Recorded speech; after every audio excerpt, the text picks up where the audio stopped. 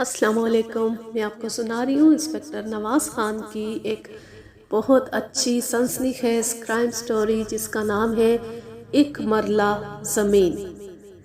بات معمولی تھی لیکن بڑھتے بڑھتے بڑھ گئی. بلال شاہ کے مکان کے ساتھ ہی رحیم بخش کی حویلی تھی. مکانوں کے درمیان ایک تھوڑی سی تکون نما جگہ خالی رہ گئی تھی. یہی کوئی ایک مرلہ رقبہ ہوگا.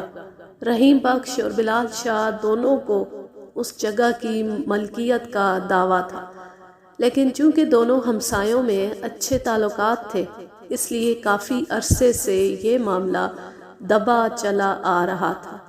رحیم بخش گاؤں کا ایک کھاتا پیتا زمیندار تھا. بلال شاہ چونکہ تھانہ کچہری کو ٹھیک ٹھاک سمجھتا تھا اس لیے اس کے چھوٹے موٹے کام کر دیا کرتا تھا. رحیم بخش کی بیوی کا ذہنی توازن خراب تھا. پہلے بھی وہ کچھ کھوئی کھوئی رہتی تھی لیکن کچھ عرصے سے وہ بالکل ہی پاگل ہو گئی تھی. وہ عموماً رام پورہ کی گلیوں میں ننگے پاؤں گھومتی رہتی، کبھی ہوا میں ہاتھ نچا نچا کر باتیں کرتی اور کبھی بچوں کو ڈرانے کے لیے ان کے پیچھے بھاگتی. جو بات اس کے ذہن میں ایک بار سما جاتی پھر مشکل ہی سے نکلتی تھی. آج کل اس نے ایک نیا شغل اختیار کر رکھا تھا. روزانہ شام کے وقت مٹی کا ایک دیا لے کر گھر سے نکلتی اور اس خالی جگہ میں جا کر بیٹھ جاتی جو دونوں مکانوں کے درمیان واقع تھی. دیہاتی لوگ اس قسم کی باتوں کا اثر فوراً قبول کر لیتے. کچھ لوگوں نے کہنا شروع کر دیا کہ اس جگہ پر کسی بزرگ کا سایہ ہے اور اللہ رکھی کو اس جگہ دیا جلانے کی بشارت ہوئی ہے. بلال شاہ کو یہ بات سیدھی کلیجے میں لگتی تھی. وہ بڑی دیر سے اس جگہ کی آس لگائے بیٹھا تھا. ابھی تو صرف چند لوگ یہ بات کہہ رہے تھے لیکن بلال شاہ جانتا تھا کہ اگر یہ سلسلہ چلتا رہا تو کچھ دیر بعد لوگ اس جگہ کو باقاعدہ خانقاہ بنا لیں گے. اس نے اس مسئلے پر کھل کر رحیم بخش سے بات کی. گفتگو کے دوران ان میں تلخ کلامی ہو گئی اور نوبت ہاتھا پائی تک پہنچ گئی. رحیم بخش کے بڑے لڑکے نے بلال شاہ کو گالی دی اور اس نے جواب میں ایک تھپڑ اس کے منہ پر جڑ دیا. یہ ساری باتیں مجھے اپنے ایک سپاہی سے معلوم ہوئی. اس نے بتایا کہ ابھی چند لمحے پہلے میاں کریم بخش کی بیٹھک میں جھگڑا ہوا ہے. ابھی بات ہمارے منہ میں ہی تھی کہ بلال شاہ طوفان کی طرح تھانے میں داخل ہوا. وہ پاؤں پٹخ پٹخ کر رکھ رہا تھا اور یوں لگتا تھا جیسے اکیلا بلال شاہ نہیں 10-15 آدمی تھانے میں داخل ہو رہے. اس کے گلے کا پھاٹک کھلا تھا اور وہ اونچی آواز میں رحیم بخش کو کوس رہا تھا. خان صاحب، یا تو آپ رحیم کو سمجھا لیں یا خون خرابے کے لیے تیار ہو جائیں. کیا بات ہے، پھر کسی سے لڑ کے آئے ہو؟ لڑائی تو اب ہوگی میرے سرکار. رحیم کو پتہ ہے نکڑ والی جگہ اسے نہیں مل سکتی. وہ میری جگہ ہے، سارے لوگ جانتے ہیں. اب وہ میری جگہ کو خانقاہ بنانا چاہتا ہے لیکن میں ایسا نہیں ہونے دوں گا. میں نے بہت صبر کیا، اب اور صبر نہیں کروں گا. میں نے اسے سمجھایا بجھایا اور ایک سپاہی کے ہاتھ رحیم کو بلوا بھیجا. اس کے تیور بھی بدلے ہوئے تھے اور وہ بلال شاہ کو کھا جانے والی نظروں سے دیکھ رہا تھا. اس نے بتایا کہ اس میں اس کا کوئی قصور نہیں. سب جانتے ہیں کہ اللہ رکھی سائیں لوگ ہیں. وہ جو بھی کرتی ہے ہم ٹوکتے نہیں. اس نے اپنی مرضی سے دیا جلانا شروع کیا ہے، ہم اسے زبردستی نہیں روک سکتے. دوسری طرف بلال شاہ اپنی کہے جا رہا تھا. جب اس نے رحیم کی بیوی کو 2-3 بار سیدھا سیدھا پاگل کہا تو رحیم طیش میں آ گیا. دونوں اٹھ کر دست و گریباں ہو گئے. میں نے بمشکل انہیں علیحدہ کیا. رات کوئی 10 بجے تک میں ان سے مغز کھپاتا رہا. دونوں کچھ نرم پڑ گئے لیکن میں جانتا تھا دلوں سے رنجش دور نہیں ہوئی. 4-5 روز خیریت سے گزرے. ایک صبح کا ذکر ہے. بلال شاہ میرے پاس بیٹھا تھا کہ اس کا 14-15 سالہ لڑکا بھاگتا ہوا آیا. اس نے بتایا کہ نکڑ والی جگہ پر کچھ آدمی اینٹیں لگا رہے. بلال شاہ تڑپ کر اٹھا اور میرے روکتے روکتے باہر نکل گیا. اس کے تیور خطرناک نظر آ رہے تھے. اتنے سال کی رفاقت کے بعد میں اس کا مزاج اچھی طرح سمجھتا تھا. چالاک ہونے کے ساتھ ساتھ وہ کچھ بھولا بھی تھا. لڑائی جھگڑے کے معاملے میں آؤ تاؤ نہیں دیکھتا تھا، بس جہاں لڑائی ہو گئی ہو گئی، چاہے مقابلے میں 8-10 آدمی بھی ہوتے، بلال شاہ میدان میں کود پڑتا۔ یہی وجہ تھی کہ ہفتے میں ایک آدھ بار کہیں نہ کہیں سے اس کی سکائی ہو جاتی تھی، لیکن مار کھانے کے بعد بھی وہ ٹلتا نہیں تھا اور نہ ہی ڈرتا تھا۔ موقع پڑنے پر حسب سابق تنے تنہا مار کھانے کے لیے پہنچ جاتا تھا۔ بہرحال یہ تو چھوٹی موٹی لڑائیوں کی بات ہے، اس وقت تک تو صورتحال خاصی تشویشناک تھی۔ میں نے فوراً موقع پر پہنچنے کا فیصلہ کیا۔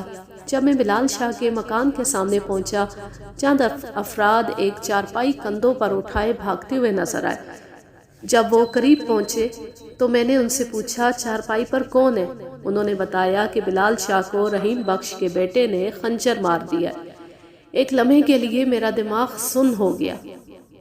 بلال شاہ اور میرا زیادہ سے زیادہ 3 منٹ کا وقفہ پڑا تھا۔ اتنی دیر میں کس قدر سنگین واقعہ رونما ہو گیا تھا۔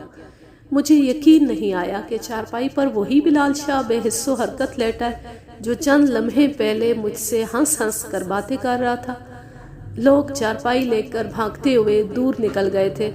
میں نے ایک ASI کو ان کی مدد کے لیے بھیجا۔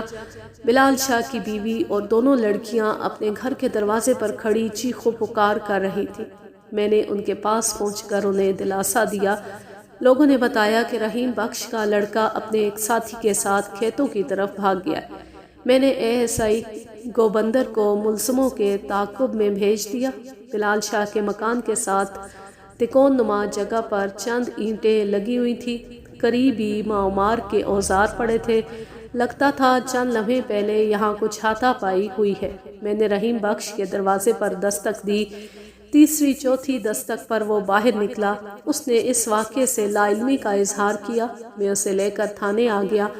15 منٹ کے اندر اندر رحیم بخش کے 8-10 حمایتی تھانے میں پہنچ گئے۔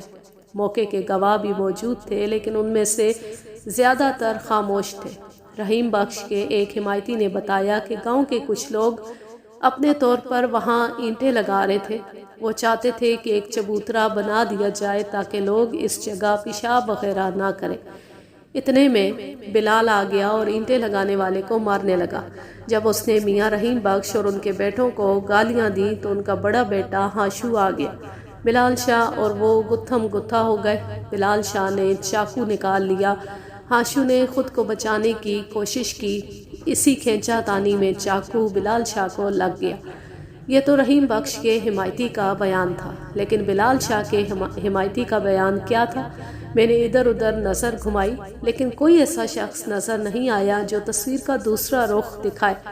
ظاہر ہے رحیم بخش کے اثر و رسوخ کی وجہ سے گاؤں کے کسی باشندے کو اتنی ہمت نہیں ہوئی تھی کہ وہ بلال شاہ کے حق میں بولتا۔ بیوی بچوں کے علاوہ اس کا کوئی رشتہ دار بھی نہیں تھا۔ بہرحال بیان کے بغیر بھی میں صورتحال کو سمجھ رہا تھا۔ رحیم بخش نے اپنے کارندوں کے ذریعے چبوترے کا شاخسانہ چھیڑا تھا اور ظاہر یہی کیا تھا کہ یہ گاؤں والوں کا کام ہے۔ بعد میں اس کے بیٹے نے حمایتیوں کے ساتھ مل کر بلال شاہ کو شدید زخمی کر دیا تھا۔ میں اس قسم کی صورتحال سے بارہا گزر چکا تھا۔ دیہات کے چودھری اور کھاتے پیتے لوگ اسی طرح اپنے اثر و رسوخ کو استعمال کرتے کہ ان کے جرم کے خلاف گواہی ڈھونڈنے میں پولیس کو دانتوں پسینہ آ جاتا ہے۔ بروقت طبی امداد ملنے سے بلال شاہ کی جان بچ گئی۔ کوئی 20 روز ہسپتال میں رہ کر وہ گاؤں واپس آ گیا۔ چبوترے کی تعمیر میں نے اسی دن رکوا دی تھی۔ بلال شاہ نے ہسپتال سے فارغ ہوتے ہی حق شفا کا کیس کر دیا۔ میں نے درپردہ اس کی جائز مدد میں کوئی گناہ نہیں سمجھا۔ آثار بتاتے تھے کہ فیصلہ اس کے حق میں ہو جائے گا۔ میرا گھر تھانے کے قریب ہی تھا۔ یہاں سے بلال شاہ کے گھر کا فاصلہ کوئی 1 فرلانگ تھا۔ ایک رات میری بیوی نے مجھے جھنجھوڑ کر اٹھایا۔ ساتھ والی گلی سے لڑائی جھگڑے کی آوازیں آ رہی تھیں۔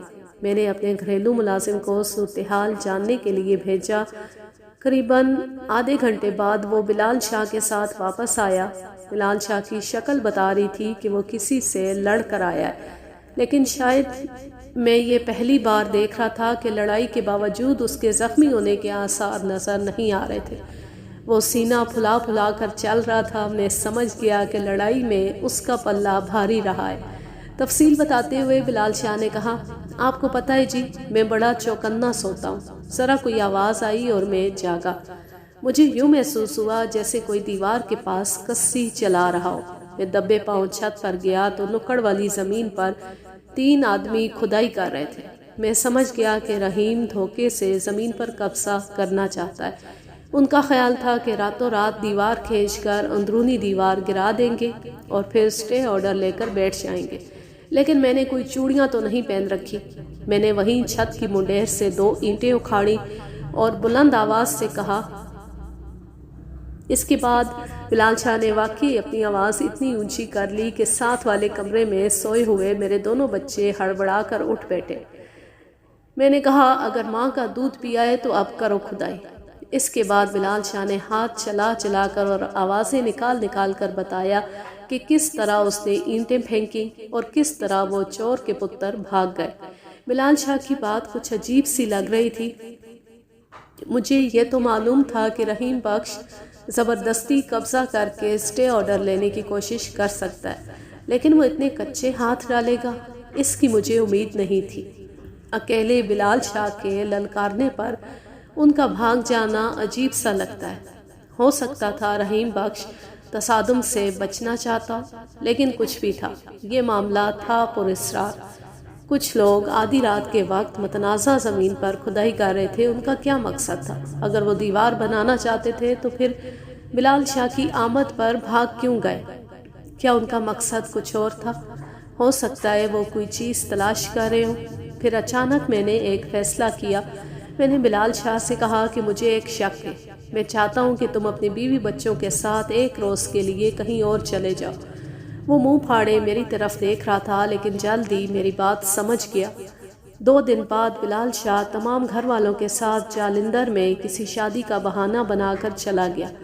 میں نے رات کے وقت ایک ASI کو متنازع جگہ کی نگرانی پر لگا دیا۔ میرا خیال تھا ہو سکتا ہے بلال شاہ کی غیر موجودگی میں وہ لوگ پھر کھدائی کرنے کی کوشش کریں، لیکن ایسی کوئی بات نہیں ہوئی۔ شاید وہ لوگ چوکنے ہو گئے تھے۔ تقریباً 1 ہفتے کا وقفہ دے کر میں نے ایک کوشش اور کی، لیکن اس دفعہ بھی کھدائی کرنے والوں سے آمنا سامنا نہیں ہو سکا۔ بہرحال اپنے طور پر کھدائی کرنے کا فیصلہ تو میں کر ہی چکا تھا۔ جو ہی عدالت سے اجازت نامہ حاصل ہوا، میں نے 2 مزدور لگوا کر اس جگہ کی کھدائی شروع کر دی۔ صرف 3 ساڑھے 3 فٹ کی گہرائی سے ہمیں 2 لاشیں دستیاب ہوئیں۔ لاشیں 2 نوجوانوں کی تھیں جنہیں ان کے لباس ہی میں دفنا دیا گیا تھا۔ گلے سڑے جسموں سے ناقابل برداشت سرانٹ اٹھ رہی تھی۔ مرنے والوں کے چہرے مکمل طور پر ناقابل شناخت تھے۔ لاشوں کی حالت سے ظاہر ہوتا تھا کہ انہیں کوئی 1.5 ماہ قبل دفن کیا گیا تھا۔ اس واقعے کی خبر جنگل کی آگ کی طرح پھیل گئی اور لوگ دور دور سے لاشیں دیکھنے کے لیے آنے لگے۔ ناقابل برداشت بو کی وجہ سے لاشوں کے نزدیک جانا دشوار محسوس ہوتا تھا۔ فرض کی ادائیگی کے لیے سب کچھ کرنا ہی پڑتا ہے۔ میں نے قریب جا کر لاشوں کا معائنہ کیا۔ حتمی رائے تو پوسٹ مارٹم رپورٹ کے بعد ہی قائم کی جا سکتی تھی، لیکن میرا اندازہ تھا کہ دونوں افراد کو خنجروں کے وار کر کے ہلاک کیا گیا ہے۔ دونوں کے جسموں پر مقامی لباس یعنی دھوتی کرتا موجود تھا۔ قاتلوں کی جلد بازی اس بات سے بھی ظاہر ہوتی تھی کہ دفناتے وقت انہوں نے مقتولین کی جیبیں بھی خالی نہیں کی تھی۔ ایک نوجوان کی جیب سے بگلا مارکا سگریٹ کا مڑا توڑا پیکٹ اور 3 روپے کی ریزگاری برآمد ہوئی، جبکہ دوسرے کی جیب سے 15 روپے کے کرنسی نوٹ، ایک چھوٹی سی شیشی اور لوہے کا ایک ٹوٹا ہوا سپرنگ نکلا۔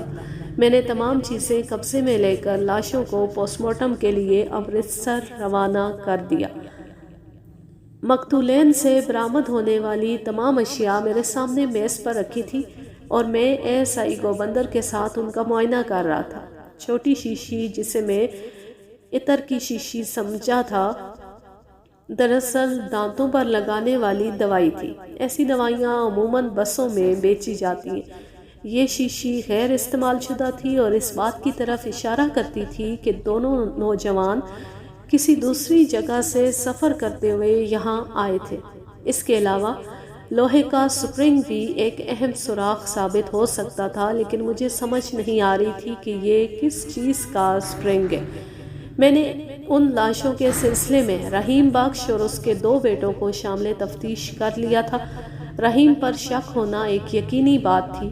اس نے اس جگہ کو محفوظ کرنے کے لیے بہت جتن کیے تھے۔ جب اسے معلوم ہوا کہ بلال شاہ اس جگہ کو اپنے مکان میں شامل کرنا چاہتا ہے تو وہ ہوشیار ہو گیا۔ اسے اور اس کے بیٹوں کو خطرہ تھا کہ بنیاد وغیرہ کی کھدائی میں لاشیں ظاہر ہو سکتی ہیں۔ اس مصیبت سے بچنے کے لیے انہوں نے خالی جگہ پر پختہ چبوترا بنانے کی کوشش کی۔ بلال شاہ کی مداخلت پر اسے سنگ دلی سے زخمی کیا گیا۔ بعد ازاں جب امید پیدا ہوئی کہ زمین بلال شاہ کو مل جائے گی تو رات کی تاریکی میں کھدائی کر کے لاشیں نکالنے کی کوشش کی گئی۔ یہ تمام باتیں رحیم بخش کے خلاف جاتی تھیں۔ بہرحال ایک تفتیشی افسر کی حیثیت سے مجھے ہر پہلو پر نظر رکھنا تھی۔ رحیم کا موقف تھا کہ اس کے نزدیک یہ معاملہ صرف زمین کا تھا۔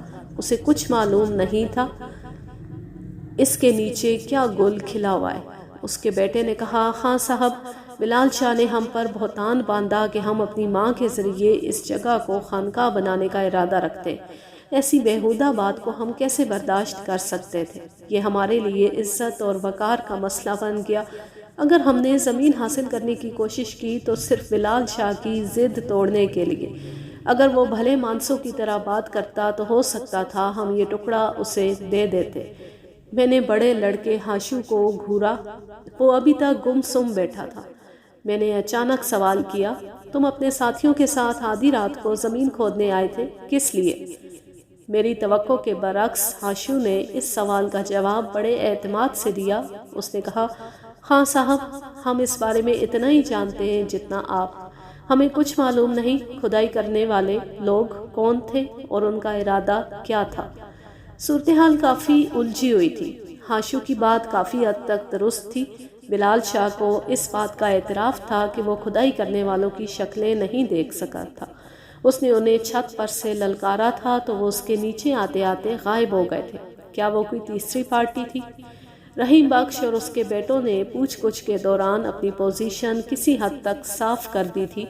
جہاں تک مجھے معلوم تھا، رحیم بخش کا تعلق ایک مذہبی گھرانے سے تھا۔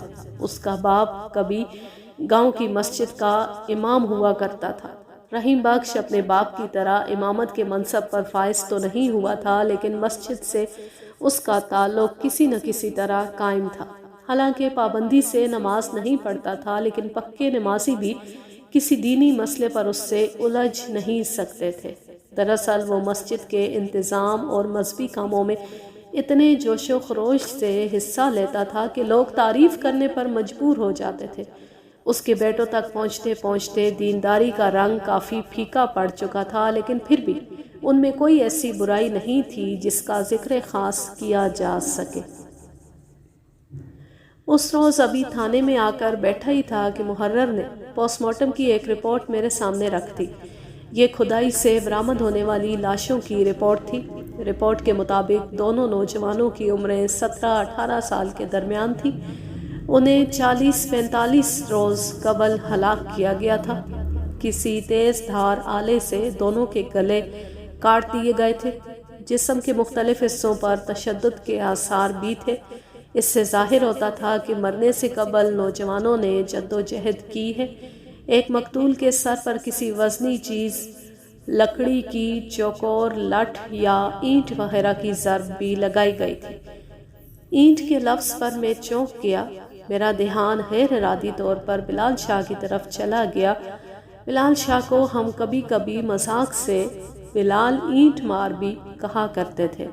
لڑائی بڑھائی میں اس کا سب سے بڑا ہتھیار اینٹ ہوتی تھی۔ لڑائی کے دوران اینٹ کے حصول کے لیے وہ بعض اوقات ایک ایک فرلانگ دور نکل جاتا تھا، لیکن یہ نہیں کہ اینٹ دستیاب ہوتے ہی وہ اسے مد مقابل کے سر پر دے مارتا تھا۔ وہ اس کا استعمال موقع محل کے مطابق کرتا تھا۔ بلال شاہ کے اس فن پر بات لمبی ہو جائے گی۔ میں ذکر کر رہا تھا پوسٹ مارٹم رپورٹ کا۔ اینٹ کے لفظ نے میرے خیالات کا دھارا بلال شاہ کی طرف موڑ دیا۔ اگر رحیم بخش پر شک کیا جا سکتا تھا تو انہی وجوہات کی بنا پر بلال شاہ کو بھی مشکوک ٹھہرایا جا سکتا تھا۔ کیا بلال شاہ ایسا جرم کر سکتا ہے؟ میں نے خود سے سوال کیا۔ میرا جواب نفی میں تھا، لیکن میرے اندر کا پولیس آفیسر مجھے اس معاملے میں مزید سوچنے پر مجبور کر رہا تھا۔ پاگل عورت کے دیا جلانے اور لوگوں کی آمد و رفت پر بلال شاہ سخت پریشان ہو گیا تھا۔ وہ چاہتا تھا کہ اس جگہ کو فوراً اپنے مکان میں شامل کر لے۔ اس کی بے صبری مجھ سے ڈھکی چھپی نہیں تھی۔ پھر مجھے یاد ہے چبوترا بنانے کی خبر پر وہ کس طرح تڑپ کر اٹھا تھا۔ میں اس کی تیزی پر خود حیران رہ گیا تھا۔ اس کی غیر معمولی احتیاط بھی اپنے اندر میں نہیں رکھتی تھی۔ آدھی رات کے وقت جب کچھ افراد نے زمین کھودنے کی کوشش کی تھی، وہ فوراً باخبر ہو گیا تھا۔ مجھے یہ بھی معلوم تھا کہ وہ کتنی دشواری سے ایک رات کے لیے کہیں جانے پر رضامند ہوا تھا۔ کچھ بھی تھا، بلال شاہ کو یکسر نظر انداز نہیں کیا جا سکتا تھا۔ وہ پولیس کا مخبر تھا۔ علاقے میں اس کی بے شمار دشمنیاں تھیں۔ میں ابھی سوچ ہی رہا تھا کہ ASI گوبندر کمرے میں داخل ہوا۔ اسے میں نے ہی بلایا تھا۔ میں نے اسے دانتوں والی دوائی کی شیشی دیتے ہوئے کہا، اس پر فقیری منجن کا نام لکھا ہے۔ اگر پتہ بھی لکھا ہوتا تو ہمارا کام آسان ہو جاتا۔ اب تمہارا کام یہ ہے کہ معلوم کرو فقیری منجن کون بنا رہا ہے اور کس جگہ بنا رہا ہے۔ اس کے جانے کے بعد میں نے مقتول کی جیب سے برآمد ہونے والا سپرنگ اٹھایا اور الٹ پلٹ کر دیکھنے لگا۔ میرے قریبی رائفل مین دلاور بیٹھا تھا۔ اس نے عام سے لہجے میں کہا، خان صاحب یہ تو 303 کا سپرنگ ہے۔ اس چھوٹے سے فقرے نے میری بہت بڑی مشکل آسان کر دی تھی۔ مجھے یاد آ گیا تھا کہ یہ سپرنگ 303 رائفل کی لبلبی میں استعمال ہوتا ہے۔ ایسے لگتا تھا کہ مقتول نے اپنی خراب رائفل کہیں بننے کے لیے دی تھی۔ رائفل بنانے والے نے خراب سپرنگ نکال کر مقتول کو دے دیا تھا، جو اس نے جیب میں رکھ لیا تھا۔ تفتیش کے لیے کچھ مواد ہاتھ آ گیا تھا، لیکن اگلا قدم اٹھانے سے پہلے مجھے گوبندر کا انتظار کرنا تھا۔ گوبندر اگلے روز شام کے وقت واپس آیا۔ وہ بری طرح تھکا ہوا تھا۔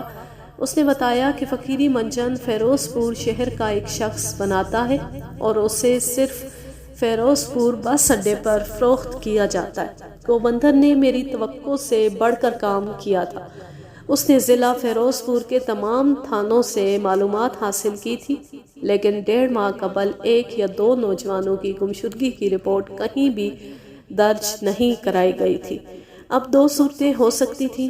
ایک تو یہ کہ دونوں نوجوان ایک ہی گاؤں کے دکھائی دیتے تھے، فیروز پور کے باہر سے سفر کرتے ہوئے یہاں پہنچے ہوں، یا پھر دونوں اپنے لواحقین کو بتا کر آئے تھے کہ وہ طویل عرصے تک گھر سے باہر رہیں گے۔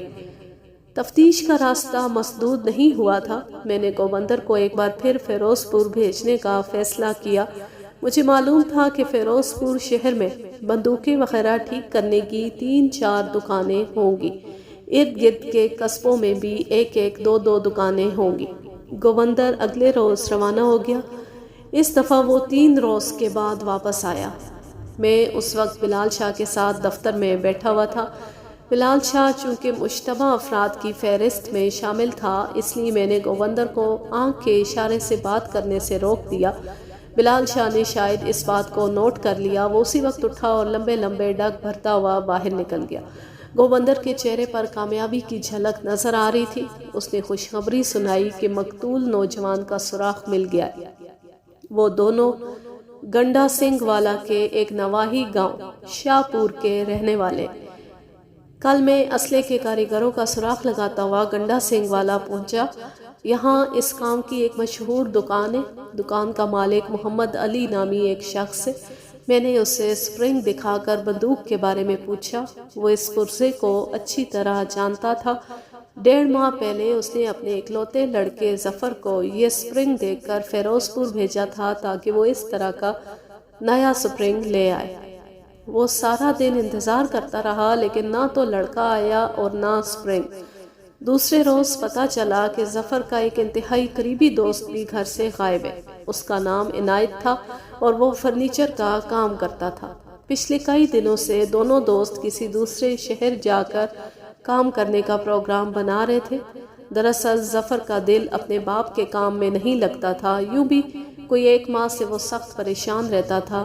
1-2 بار اپنے باپ سے اس کی جھڑپ بھی ہوئی تھی۔ جب 3-4 روز گزرنے کے باوجود دونوں دوست واپس نہیں آئے تو گھر والوں نے سمجھ لیا کہ وہ کسی دوسرے شہر کام کرنے چلے گئے ہیں۔ گوبندر نے بتایا کہ اس نے ابھی تک لڑکوں کے والدین کو اس حادثے کی اطلاع نہیں دی۔ بہرحال اس نے انہیں یہ کہہ دیا تھا کہ یہاں آ کر انہیں بیٹے کے بارے میں اہم اطلاع مل سکتی ہے۔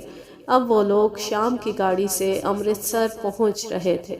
ہم زدہ والدین کو لڑکوں کی موت کی اطلاع دینا ایک انتہائی ناخوشگوار فریضہ تھا جو میں نے انجام دیا۔ ظفر کے والد کے ساتھ ساتھ اس کی ماں بھی آئی تھی۔ اس کی دل خراش چیخوں نے ہر آنکھ کو اشک بار کر دیا۔ لڑکوں کو امانت کے طور پر مقامی قبرستان میں دفن کیا گیا تھا۔ قبریں کھود کر لاشیں والدین کے حوالے کر دی گئی اور وہ روتے پیٹتے گنڈا سنگھ والا واپس چلے گئے۔ تجہیز و تکفین میں 2 دن لگنا ضروری تھے۔ تیسرے دن میں ASI گوبندر کے ساتھ شاہپور جا پہنچا۔ اب ہمیں اس بات کا سراغ لگانا تھا کہ دونوں بدنصیب دوست شاہپور گاؤں سے فیروز پور اور پھر امرتسر سے ہوتے ہوئے رامپورہ کیسے پہنچ گئے۔ ابتدائی تفتیش کے بعد یہ بات سامنے آئی کہ نہ تو رامپورے میں ان کی کوئی رشتہ دار تھی اور نہ ہی یاری دوستی۔ یہ بھی امکان نہیں تھا کہ وہ کام کاج کے سلسلے میں وہاں گئے ہوں۔ میں نے 3 دن وہاں رک کر تفتیش کی، مقتولین کے دوستوں سے ملا، ان کی ذاتی چیزیں دیکھیں، ماضی کے بارے میں چھان بین کی، لیکن کوئی کام کی بات معلوم نہ ہو سکی۔ صرف اس بات کا اندازہ ہوا کہ دونوں انتہائی گہرے دوست تھے اور دوسرے ہم عمروں سے زیادہ میل جول نہیں رکھتے تھے۔ ایک امکان یہ بھی تھا کہ انہیں اغوا کر کے رامپورے پہنچایا گیا ہو، لیکن پھر میرا دھیان ان کی جیبوں سے برآمد ہونے والی اشیاء کی طرف چلا گیا۔ یقیناً یہ اغوا کا کیس نہیں تھا۔ لڑکے اپنی مرضی سے رامپورہ آئے تھے اور بعد میں جو کچھ بھی ہوا تھا بڑی جلدی میں ہوا تھا۔ میں مقتول ظفر کے گھر کا اچھی طرح جائزہ لے چکا تھا، لیکن دکان دیکھنی باقی تھی۔ میں نے اس کے والد سے اس خواہش کا اظہار کیا۔ وہ مجھے گنڈا سنگھ والا کے بازار میں اپنی دکان پر لے گیا۔ دکان میں بندوقوں کے ٹوٹے پھوٹے دستے، بیکار پستول، لوہے کی زنگ آلود نالیاں اور نہ جانے کیا کچھ پڑا تھا۔ ایک میز کے پیچھے کرسی رکھی تھی۔ کرسی کے ساتھ ہی رقم رکھنے والا چھوٹا سیف پڑا تھا۔ میں ایک ایک چیز کا بغور معائنہ کر رہا تھا۔ کرسی کے پیچھے دیوار کے ساتھ چکنائی کا ایک بڑا سا دھبا تھا۔ کرسی پر بیٹھنے والے کا سر مسلسل دیوار کے ساتھ لگنے سے یہ دھبا بنا تھا۔ میں نے غور سے دیکھا، ایک دوسرا چھوٹا دھبا جو نسبتاً کم بلندی پر تھا دائیں طرف نظر آ رہا تھا۔ مجھے یہ سمجھنے میں دیر نہ لگی کہ یہ مقتول لڑکے کے سر کا دھبا ہے۔ اس دھبے سے ظاہر ہوتا تھا کہ وہ دکان پر بیٹھتے وقت کرسی کو اصل جگہ سے 2 فٹ دائیں جانب کھسکا لیتا تھا۔ بظاہر یہ ایک معمولی بات تھی، لیکن میں کوئی گوشہ تاریک چھوڑنا نہیں چاہتا تھا۔ لڑکے کا باپ محمد علی مجھے بیٹھنے کے لیے کہہ رہا تھا۔ میں نے کرسی کو 2 فٹ دائیں طرف کھسکایا اور بیٹھ گیا۔ یہاں سے میں نے دیکھا کہ دکان کے کونے سے ایک 2 منزلہ مکان کی جھلک صاف دکھائی دینے لگی تھی۔ چھت پر خوبصورت جالی دار پردہ لگا تھا اور ایک عورت پردے پر جھکی ہوئی دکان کی طرف دیکھ رہی تھی۔ جب اس نے مجھے اپنی جانب دیکھتے پایا تو ٹھٹک کر پیچھے ہٹ گئی۔ جالی میں سے اس کا حیالہ صاف نظر آ رہا تھا۔ وہ ابھی تک چھت پر کھڑی تھی، پھر وہ شاید نیچے اتر گئی۔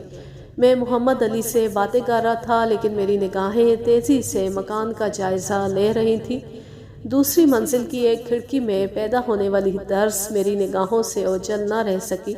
کوئی بڑی احتیاط سے دکان کا جائزہ لے رہا تھا۔ میں نے وہاں کے مکینوں سے ملنے کا فیصلہ کر لیا۔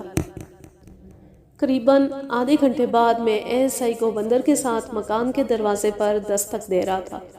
وہی چھت والی عورت باہر نکلی اور میری وردی کی جھلک دیکھ کر زرد ہو گئی۔ مجھے یہ سمجھنے میں بالکل دیر نہ لگی کہ وہ رحیم بخش کے خاندان سے تعلق رکھتی ہے۔ وہ 40-45 سال کی عمر میں بھی صحت مند اور خوبصورت نظر آ رہی تھی۔ یہ ایک لمبا قصہ ہے کہ میں نے کس طرح اسے اعتماد میں لیا۔ بہرحال 2 گھنٹے کے اندر اندر اس نے سب کچھ اگل دیا۔ اس نے بتایا کہ رحیم بخش اس کی چھوٹی بہن کا خاوند ہے، وہ شروع ہی سے بڑا سخت مزاج ہے، خاندان کے تمام لوگ اس سے ڈرتے ہیں۔ اس نے بھی صرف اسی کے خوف سے اب تک اپنی زبان بند رکھی تھی۔ اس نے کہانی یوں بیان کی: قریباً 4 ماہ پہلے رحیم بخش کی بڑی لڑکی فرخندہ میرے پاس رہنے کے لیے آئی۔ وہ یہاں کوئی 1.5 مہینہ رہی۔ اسی دوران سڑک پار کی دکان پر بیٹھنے والے لڑکے سے اس کی راہ و رسم ہو گئی۔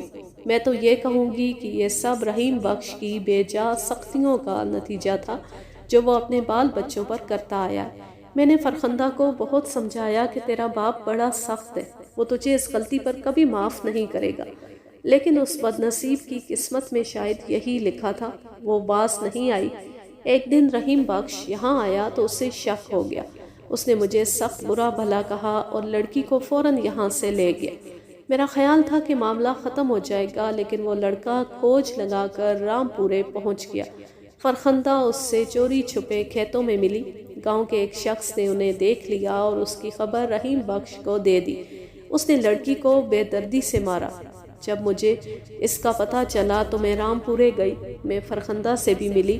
مجھے اندازہ ہوا کہ معاملہ بہت آگے نکل گیا ہے۔ لڑکی ناسمجھ تھی، یہی کوئی 16 سال کی ہوگی۔ وہ کہتی تھی جان دے دے گی لیکن ظفر کے سوا کسی اور سے شادی نہیں کرے گی۔ اگر یہ شادی ہو جاتی تو کوئی برائی بھی نہیں تھی، لیکن مجھے معلوم تھا کہ رحیم بخش یہ بات سننا بھی گوارا نہیں کرے گا۔ سمجھداری یہی تھی کہ لڑکی کی فوراً کہیں شادی کر دی جائے۔ ہم نے ایک جگہ بات پکی کی اور شادی کی تاریخ مقرر کر دی۔ شادی سے کوئی 20 دن پہلے ظفر اپنے دوست کے ساتھ پھر رام پورہ پہنچ گیا۔ فرخندہ کو ایک کمرے میں بند رکھا گیا تھا اور رحیم بخش باہر چارپائی ڈال کر سویا ہوا تھا۔ آہٹ سے اس کی آنکھ کھل گئی۔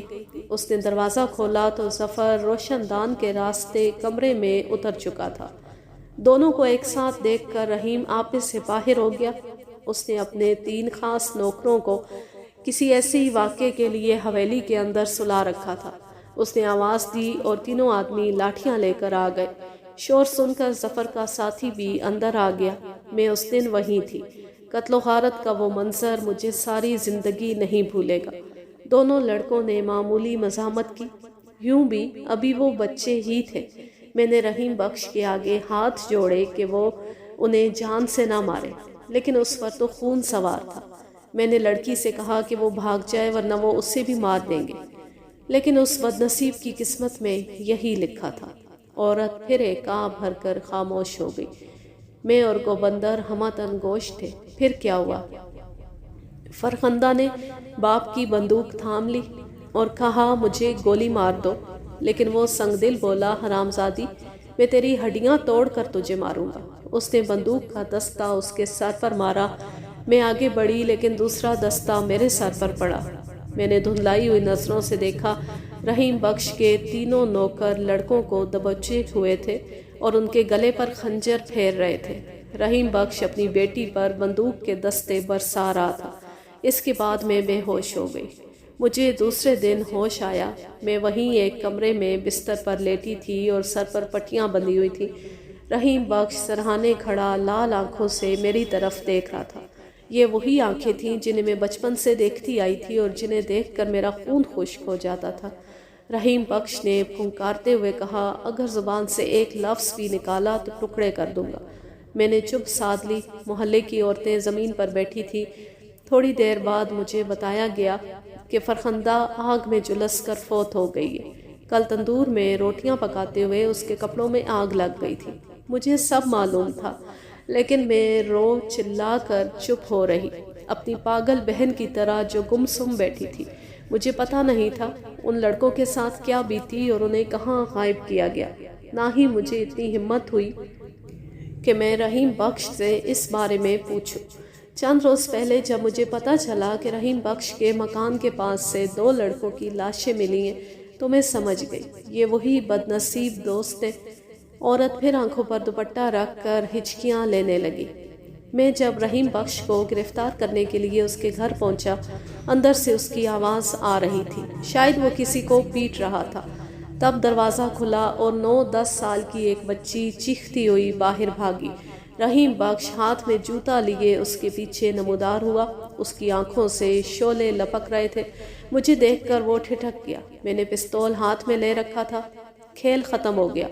رحیم بخش، اپنے قدموں کو روک لو۔ تم تو مذہب کے ٹھیکیدار بنتے تھے رحیم۔ مجھے نہیں معلوم تھا تم مذہب سے اتنے دور ہو۔ میری آواز جذبات کی شدت سے کانپ رہی تھی۔ خدا اور رسول صلی اللہ علیہ وآلہ وسلم نے بیٹیوں کو زندہ دفن کرنے کا حکم نہیں دیا، لیکن تم ایسا کر رہے ہو۔ ان کو کنووں میں دھکیل دیتے ہو اور کہتے ہو پاؤں پھسل گیا۔ ان پر فائر کرتے ہو اور کہتے ہو بندوق صاف کرتے ہوئے گولی چل گئی۔ ان پر پیٹرول چھڑکتے ہو اور کہتے ہو روٹیاں پکاتے ہوئے آگ لگ گئی۔ میں تمہیں گرفتار کرتا ہوں رحیم بخش۔ رحیم بخش کا رنگ بالکل سفید پڑ گیا، جوتی اس کے ہاتھ سے گر گئی۔ میرا بہت کچھ بولنے کو دل چاہ رہا تھا، لیکن خود پر ضبط کیا۔ پستول کا ٹہکا دیتے ہوئے میں نے اسے دروازے کی طرف دھکیلا۔ ایسائی کو بندر اس کے دونوں بیٹوں کو گرفتار کر چکا تھا۔ تھانے کے دروازے کے عین سامنے پہنچ کر رحیم بخش بری طرح ڈگمگایا۔ میں نے اسے سہارا دیا۔ اس کی آنکھیں اوپر چڑھی ہوئی تھی۔ اسے دل کا دورہ پڑ گیا تھا۔ اسپتال پہنچنے سے پہلے وہ دم توڑ گیا۔ ایک لحاظ سے اس کے حق میں اچھا ہی ہوا، وہ پھانسی پانے کی ذلت سے بچ گیا۔ اس کا بڑا بیٹا قصوروار پایا گیا اور کوئی 1.5 سال بعد تختہ دار پر لٹک گیا۔ رحیم بخش کے ایک نوکر کو بھی موت کی سزا ہو گئی۔ اس کیس کی ایک دلچسپ بات بلال شاہ کا روٹھنا تھا۔ اسے اس بات کا سخت دکھ ہوا تھا کہ میں نے اس کی موجودگی میں گوبندر سنگھ کو خاموش رہنے کا اشارہ کیا تھا، دوسرے لفظوں میں اس پر شک کیا تھا۔ وہ بیوی سے لڑ کے شملے چلا گیا۔ اس کی بیوی مجھ سے پیسے لے لے کر گھر کا خرچ چلاتی رہی۔ بالآخر میں نے گوبندر سنگھ کو بھیجا۔ اس نے کامیاب چھاپا مار کر اسے شملے کی مال روڈ سے پکڑ لیا۔ وہ وہاں خشک خوبانیاں اور کاغذی بادام بیچ رہا تھا۔ یوں یہ کہانی اپنے اختتام کو پہنچی۔ آپ کمنٹ کر کے ضرور بتائیے گا آپ کو یہ کہانی کیسی لگی، اور اگر آپ نے ابھی تک اس چینل کو سبسکرائب نہیں کیا ہوا تو اسے سبسکرائب کر لیں۔